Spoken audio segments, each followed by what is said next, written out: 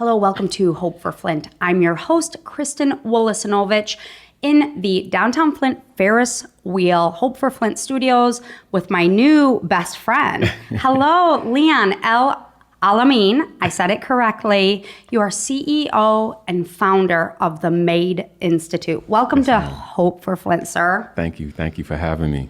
Well, I'm so excited to have you. We were connected through our Hope for Flint executive director of our foundation. Her name is Joan Clark, and she said, girl, you have got to meet Leon. And Joan was right, which she usually is. So, Leon, tell us a little bit about who you are. You grew up here in the city, correct? That's correct. So yes, I'm a Flint native, born and raised my whole life. I'm 39 years old.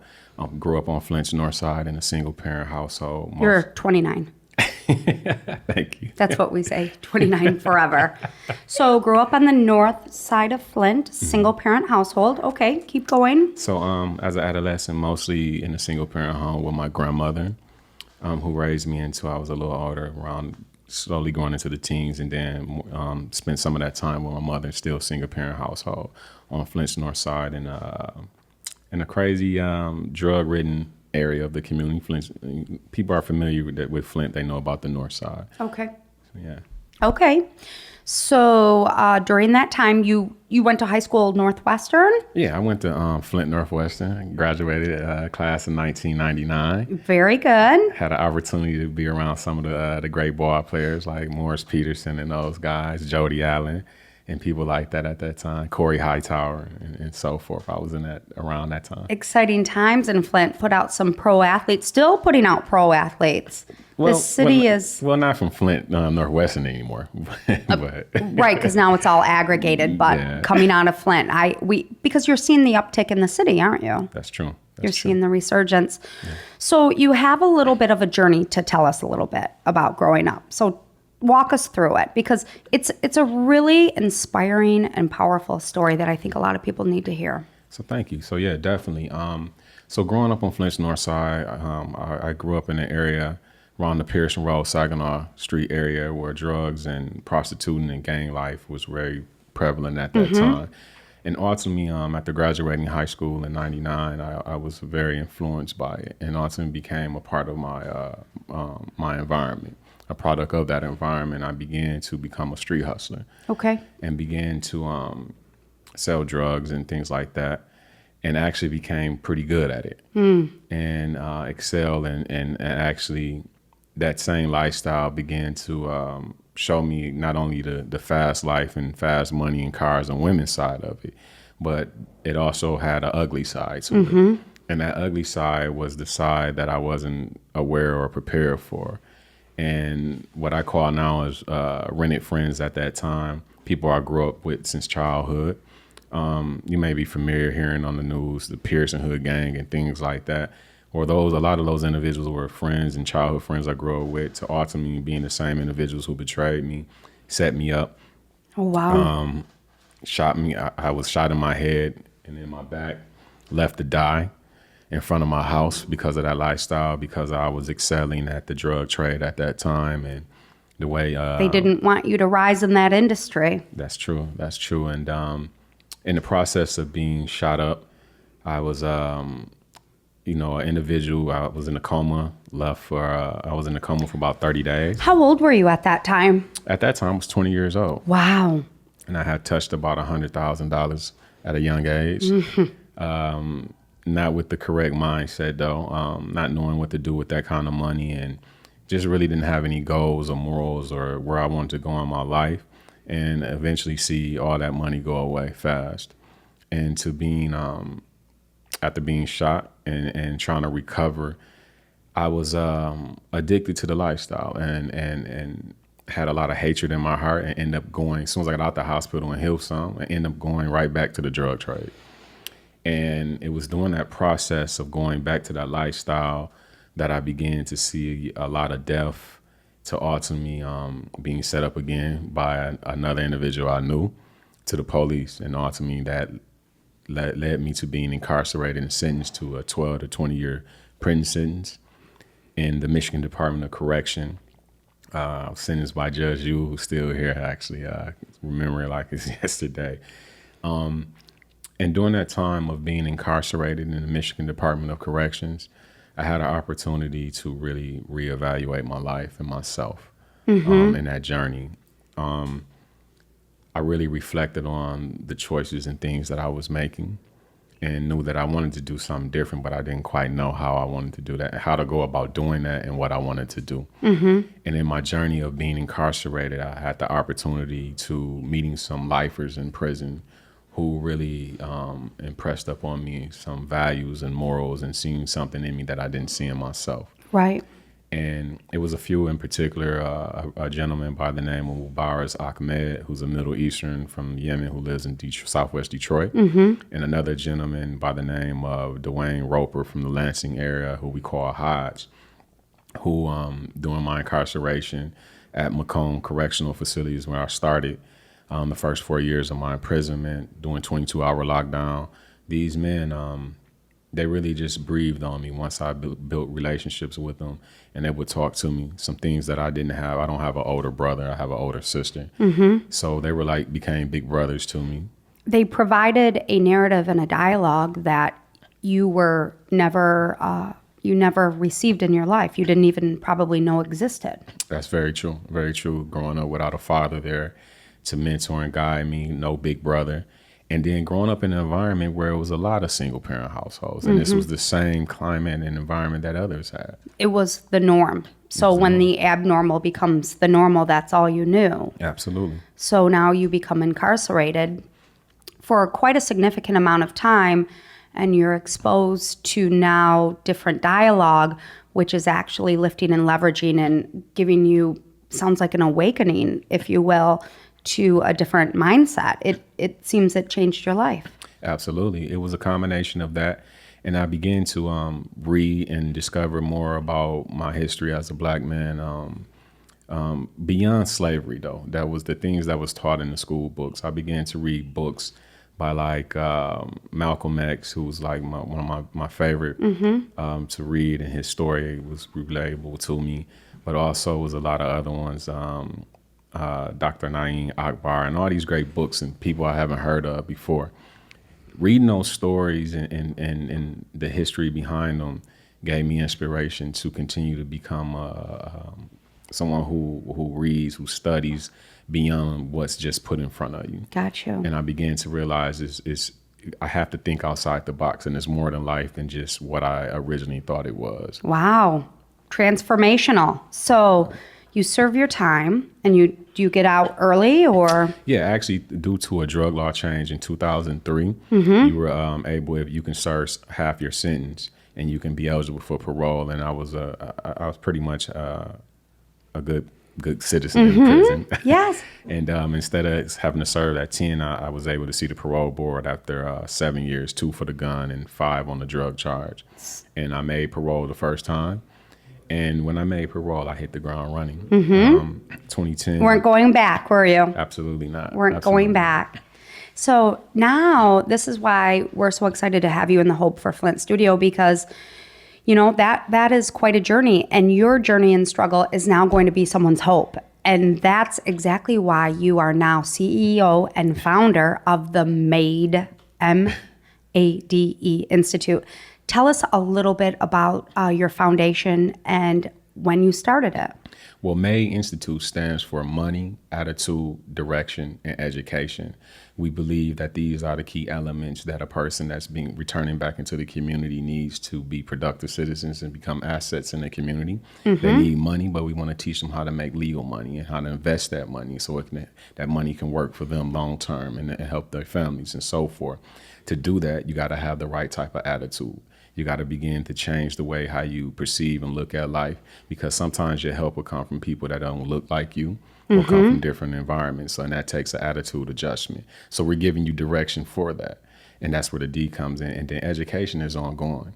Education doesn't necessarily have to be academic education, though it is important, but it's not the only type of education. Skilled trades education and life lessons are just as much as important as academic education. And if you can tap into all of those resources, we believe we can begin to shape and make some well-made men and well-made women offer that. I love the acronym. And, it's so important too, especially if you're looking from, we talk about mind, body, soul, taking care of yourself, self-care, personal health. Because if you don't take care of infinite one, you can't take care of infinite two, which is everything else.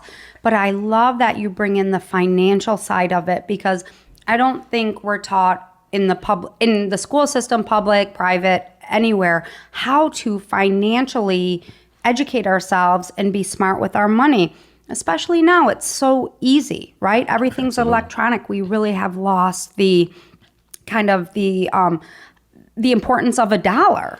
Absolutely. And to earn and to keep and to invest. So when you said investment, you were speaking my love language. When we post this, we'll put hashtag capital gains on this interview, right? But that's really wonderful. And where are you located? So our new location now is at 503 Garland Street. Okay. Right inside the Woodside Church, who is one of our community partners. We're on the second floor, and it's located right there by the old Hoffman building. Okay. And I think it's next to, what's that building? It's like a church. Carriagetown. Carriagetown. We're right behind Carriagetown. Right behind Carriagetown. Yes. And so how do people find you? Who is your referral system? So we have a website. You can reach us on www.madeinstitute.org. Okay. And then we have a number that I can give you, a personal number at that as well. 810-835-8304 is a contact number. And so forth, where you can just stop in between the hours of 9 and 4 every day. Someone will be there to begin the process of creating a dialogue with you and seeing what it is and services that we may be able to provide to you and assist you. So if you're currently, if you have a felony, or if you're on probation, or if you're on parole and you're looking to get acclimated, or you need help, or you need resources, or you need support, because oftentimes people don't have that, correct? They don't have the family support. That's very true. We discovered in our research and so forth, we discovered that on an average between 500 to 700 returning citizens or individuals with felons return back to Flint and Genesee County each year. That's Wow. a lot of people. And then we also discovered it was over 42% of people in Flint and Genesee County have felons on their record. That's almost half your population. So if we don't address this population, we're just kidding ourselves on any type of real recovery or stabilizing these communities and neighborhoods and so forth. That is real data, right? That's real talk. That's facts. That's facts right there. And what we speak to here at Hope for Flint, because we've had a number of our friends have come on. And in fact, one of our dear friends was exonerated because of the Innocence Project after 37 years of falsely being imprisoned. And we talk about people wanting to come out and wanting to be acclimated as civilians, and they want to start paying taxes, and they want to work. But it's hard because they do have that on their record, and then it becomes a vicious cycle. And then you and I heard you talking to my producer, Zach, talk about child support. And then there's all of this dogma and bureaucratic and all of these hurdles within the system. And that's something that needs to be talked about. Absolutely. That's the ongoing discussion. I really believe that mass incarceration is one of the greatest threats to our democracy in this country. You have over 2-point-something million people that's incarcerated in state and federal prisons through all 50 states. That's a lot of people. That's a nation within a nation. And it's time that we get smart on crime, criminal justice policies and reform and so forth like that. We really have to cut that prison system in half, but to do that safely and do it where it makes common sense and safe to the community, you have to have programs like the MAID Institute and so forth ready to receive on the reentry side, because once you release an individual, they need these services. And the services that we provide are workforce development, skilled trades, peer-to-peer mentoring, transitional housing, urban farming, advocacy, career readiness, life skills, financial literacy. These things, you need all these things, and you need mentors to walk you through how to navigate this system properly when you bump your head or get confused or kind of roll into some roadblocks. Because it's very convoluted. Absolutely. So if you are coming out of the system, I'm sorry, a layperson or any person who is not a defense attorney or a judge or a prosecutor is going to be confused by how to follow, the manual that is this thick, correct? That's correct. And the other side of the story, like you said, coming through the MAID Institute, one thing I think you do, and you'll be able to answer more for me, is you peel the layers. When they do the intake, you peel the layers, because one thing you will find the root cause, whether it's mental health or addiction or depression or anxiety, it's treating, and whether it's behavioral or medication, it's treating the root cause of what's causing the chaos within their lives. And I think a lot of times once they get to you, whether they've served time or they've gone through treatment, they are in ready position to start being highly functionable, civilians in today's society. Absolutely. And that's why we phrase the term returning citizen. We want to kind of change the language. Change the narrative. They're not ex-cons anymore. They're not, all those terms that we use to dehumanize individuals. That's right. They deserve the same opportunities under the Constitution as anyone else after a certain amount of time. Now, to make that become real, we need programs like the MAID Institute and mentors that help them navigate, as you mentioned, to peel down the layers and how to walk through those steps to really make that a reality. What made you go into this? It's a real life story. It's generational. It's generational. I have uncles, cousins, and individuals in my family who've all been incarcerated.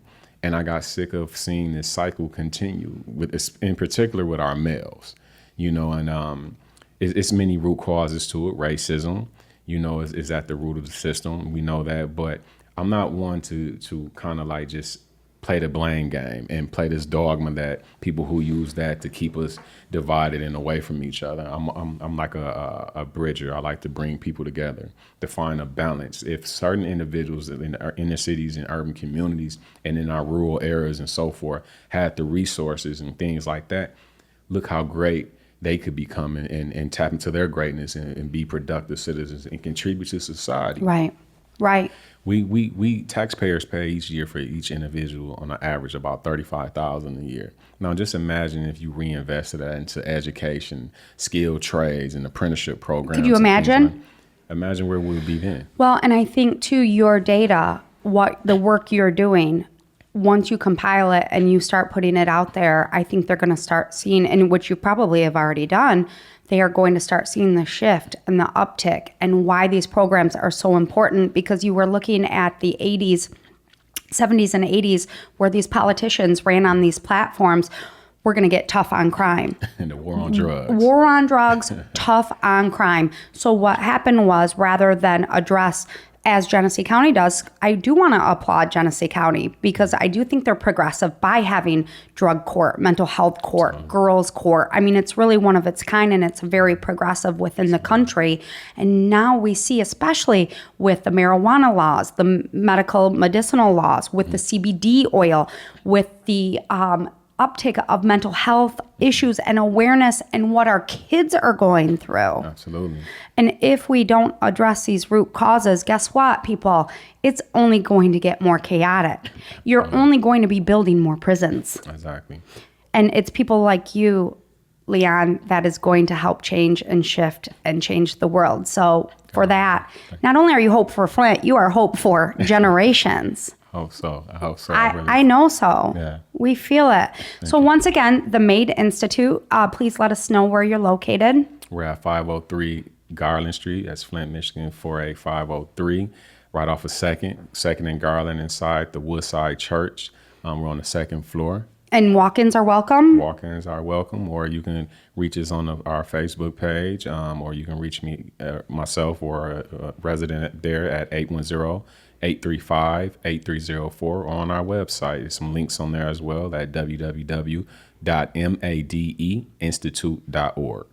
Leon L. Alamin, CEO, founder of the MAID Institute. Thank you beyond words for being here. It's only the beginning. It's only the beginning. We're going to help share and spread your message, because what you're doing is such important work, and we are so excited to partner with you. I appreciate this opportunity to be on you guys' platform. Thank you. You, sir, definitely are hope for Flint.